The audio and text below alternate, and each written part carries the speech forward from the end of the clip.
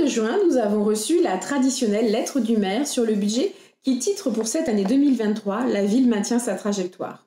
Par contre, on ne sait toujours pas vers quoi, mais bon, elle y va et nous y allons avec elle. Bref, dès le premier paragraphe, le maire assure qu'il n'ignore pas que les ménages canavérois ont été impactés par l'inflation. On notera donc que cela ne l'a absolument pas empêché d'augmenter les tarifs des prestations de cantine et du périscolaire de plus de 50% pour de nombreuses familles en juillet 2022.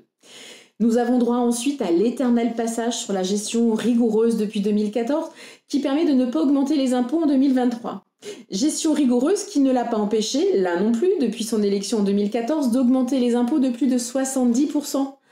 Et tout ça pourquoi ? Pour dégager des excédents pharaoniques. Rien que pour l'année 2022, ce sont près de 10 millions d'euros d'excédents rien que sur le budget de fonctionnement. Et qui dit excédent, dit argent en trop, pour ceux qui se poseraient la question. On peut donc légitimement se demander dans ces conditions s'il était absolument nécessaire d'augmenter les impôts et les tarifs de cantine. Dans une ville normale, la rigueur comptable veut qu'il y ait deux budgets. Un budget de fonctionnement et un budget d'investissement. Là, rien de tout ça. Il ne faudrait pas que les Canavérois comprennent. On nous met tout dans une case service à la population, histoire de faire croire que Chenevière croule sous les services et zou, circuler, il n'y a rien à voir. Enfin, en dernière page, nous terminons sur les investissements.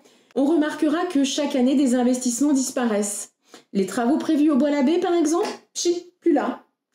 Tout n'est pas perdu, rassurez-vous. Les travaux du fort tiennent fermement le cap avec plus de 20 millions d'euros dépensés, rien que pour lui d'ici 2026.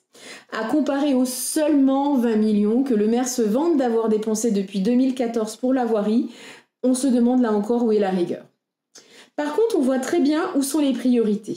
Pas pour les familles canavéroises et les services à la population.